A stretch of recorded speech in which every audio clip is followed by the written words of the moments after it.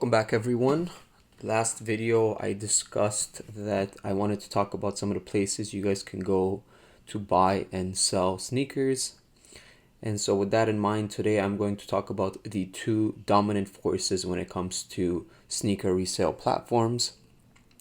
For most of my viewers, I expect that you already know these, but nevertheless, for those of you that are new to the sneaker culture, maybe you have not heard of these, or maybe at least one of them. So with that in mind, the two big players when it comes to buying and selling sneakers are StockX and GOAT.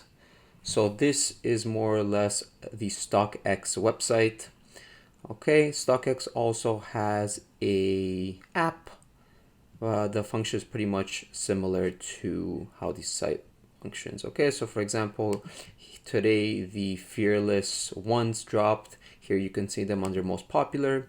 When you click on them, you get taken to this page that sort of looks like a stock market view. In that sense, I mean, here's your little chart of how the quote-unquote stock has been doing in the past month-ish here. So as you can see, the first sale was sometime around October. Nevertheless, you should see volume pick up on these starting today, since they did drop technically today. Okay, and here you have your buys and your sells, and you can even change sizes. And of course, prices do depend on what size you have selected. Okay, the other big player when it comes to sneaker resale is GOAT.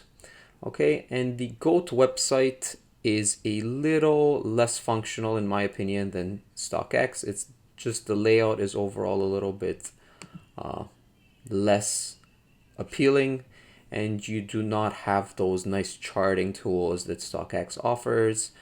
And as a matter of fact, the actual website of GOAT, I would say, is even less appealing than their app.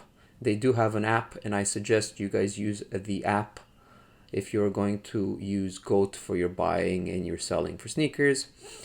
Why do I say that? Well, because for example, when I come here on a random shoe and I want to see buy offers, I can go ahead and do that, right? So for example, here, if I wanted this shoe right now, I could buy a size 8 for $375. That's all fine.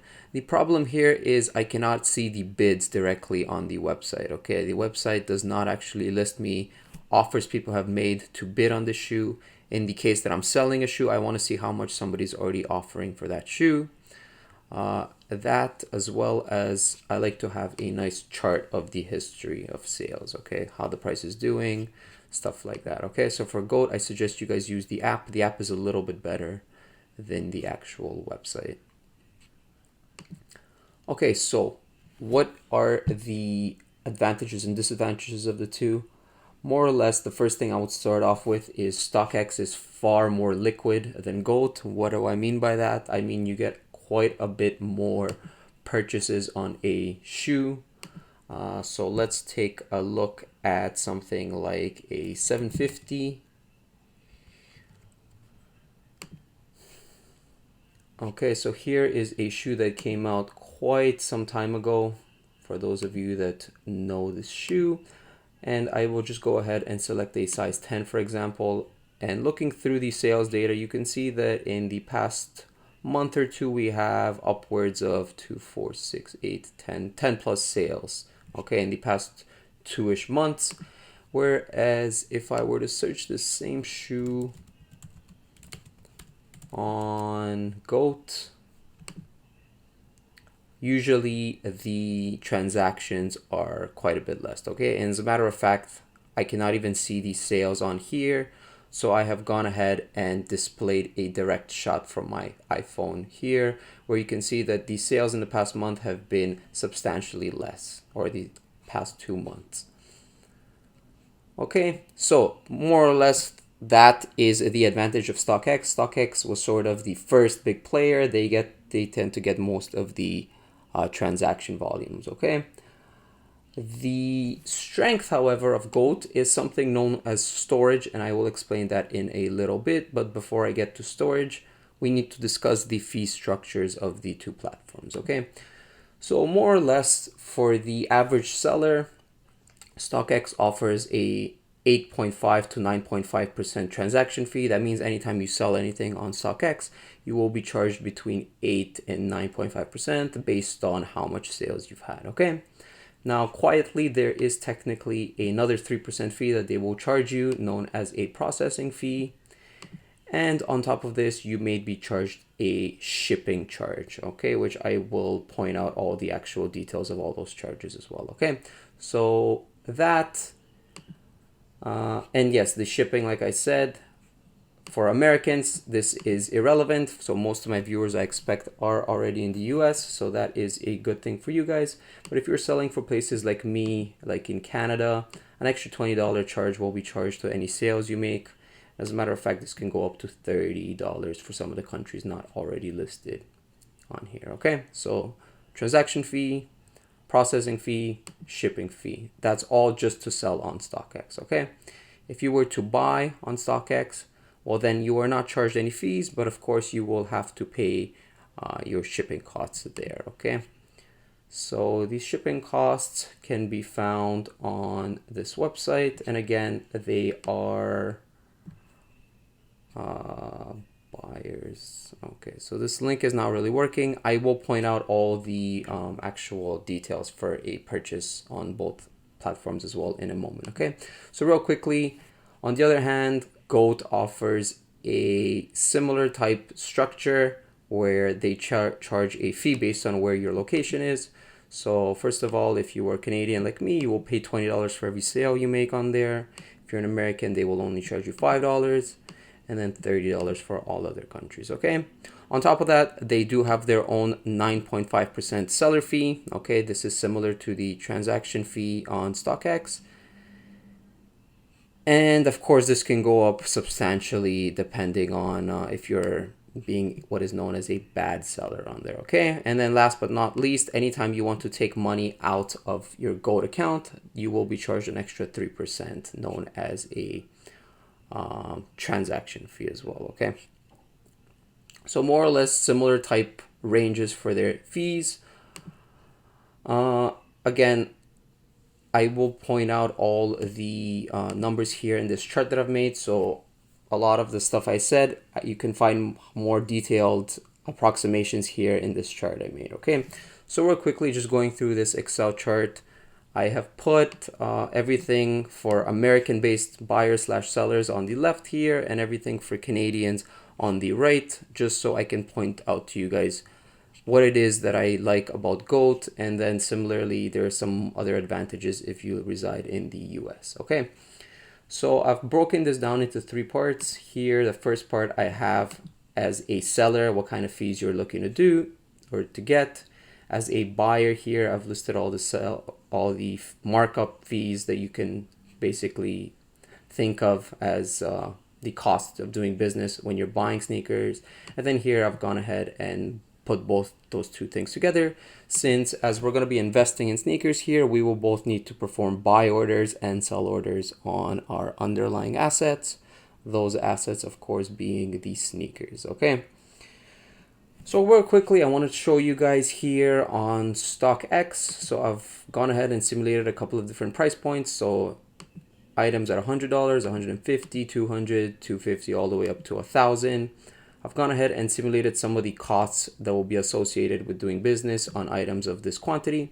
So for example, if you were to sell a $100 sneaker, well, your final payout after all the fees, if you reside in the US, would be $88.50, which is a loss of 12%. Similarly, if you're in Canada, that same $100 item, after everything, you will end up getting only $68.50, which you can think of as a 32% loss just from selling on StockX, okay? So real quickly, you can see that as a Canadian selling shoes of this price range, you're already in the hole quite a bit just making that sell order, okay?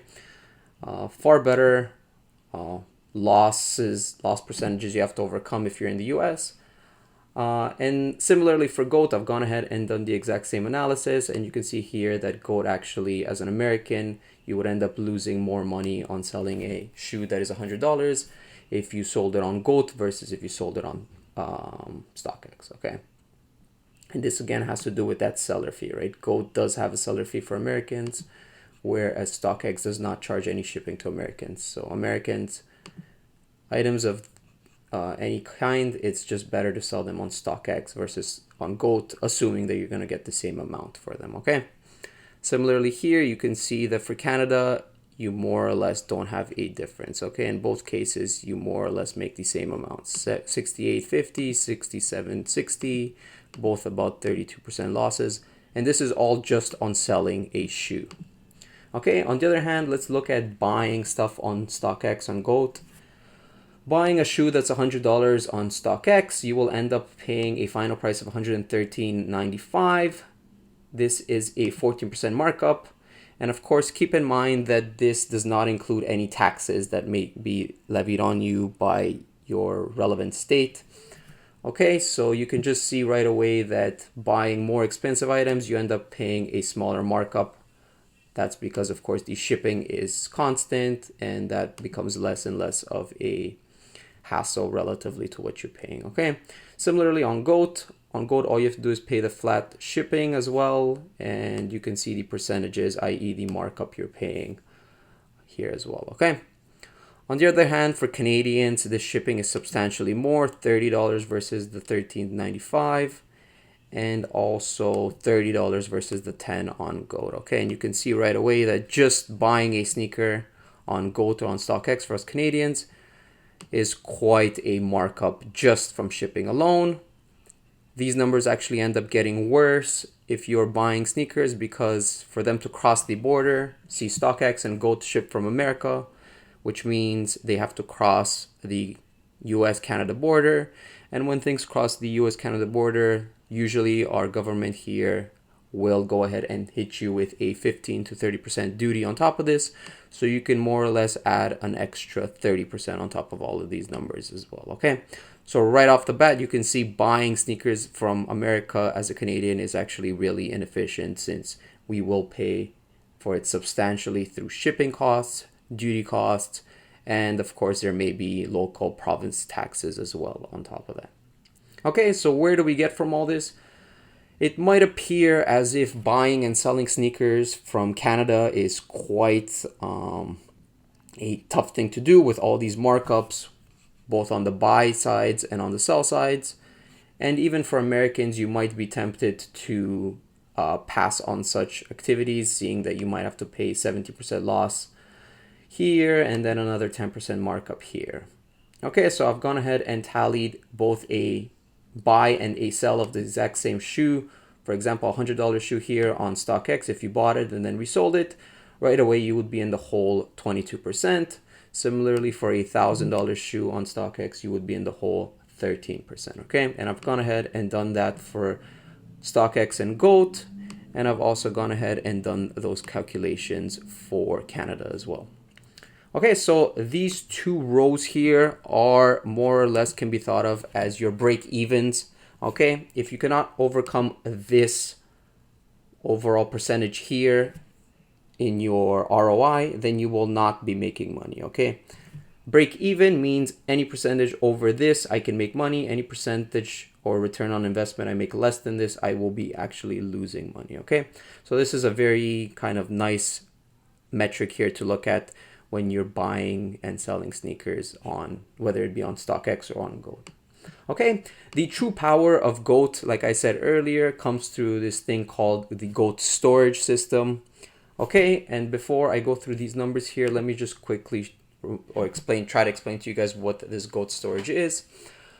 Basically, as a buyer, I can go ahead and buy a shoe, and instead of shipping that shoe to myself, I can go ahead and just let the Goat service actually store that for me. Okay, so as you can see here, it is marketed as saving space for your house, or it is ideal for reselling items, etc., etc. Okay, the gist of it is you get to use their warehouses, you get to hold your items there indefinitely, and the beauty of it is you do not have to pay them any actual holding costs. Okay, so if I were to buy a shoe on Goat and place it in Goat storage, I could hold that shoe there for years and years and years. It wouldn't take up any space in my home, and I wouldn't be paying Goat any fees for holding that shoe. Okay, and this is all the case as of November 2nd. Okay, so this might change in the future, but for now, this is how things are done. Okay, so what's the beauty of this? The beauty of this, at least as a Canadian, for example, is I do not have to pay any duties. If I were to buy a shoe, I could hold it in America. I can go ahead and sell it in America, and I would not be hit with any provincial taxes. I will not be hit with any duties, and even more, both for international buyers as myself and local American buyers, as most of you are, you also do not have to pay any shipping charges this way, right?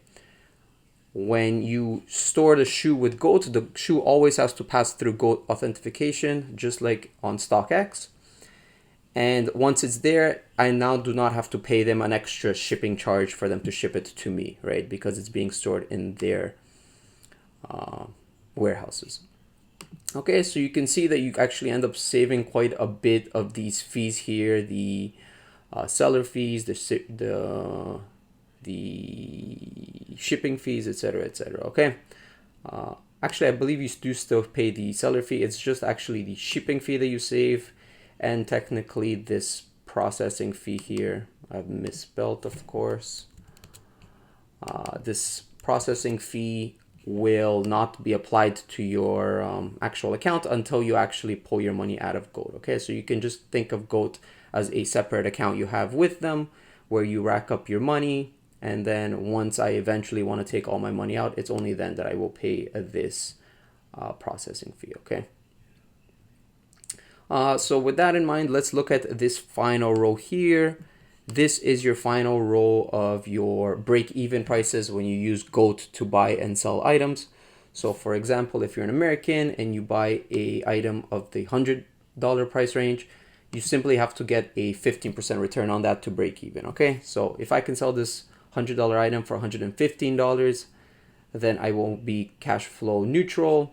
Anything above that, I will make money. Anything below that, I will lose money. Okay, and this is quite a reasonable breakthrough ratio to achieve, especially in the sneaker market. Okay, the whole point of using or buying and selling sneakers is that these things actually, for the most part, the hype items increase quite a bit, and so something like a 10%, 11% break even is quite reasonable to achieve. Okay, we're going to be targeting a lot of shoes, for example, in the $100 range that we expect to hit $200 to $250.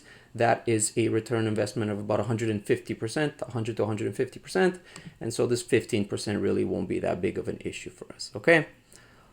For my Canadians as well, you can see that, of course, your break-even ratios will be a little bit higher than those for the Americans. But nevertheless, some of these percentages here at 18% and below are quite reasonable to achieve. Okay. Especially with the low ones, a 30% return on $100 is pretty reasonable. Buying a shoe for $100, selling it for $130 is not unheard of. Okay, so you can achieve this kind of the break-even return, even though that this might seem quite high. Okay, so that is it for today's video. I want to go ahead and start discussing some of the shoes I will be targeting in the coming days, some of the shoes that I expect to be buying on the GOAT storage platform, and maybe also discuss some strategies as well in the upcoming videos. Okay, so with that in mind, hit that subscribe button, and I will see you guys in the next video.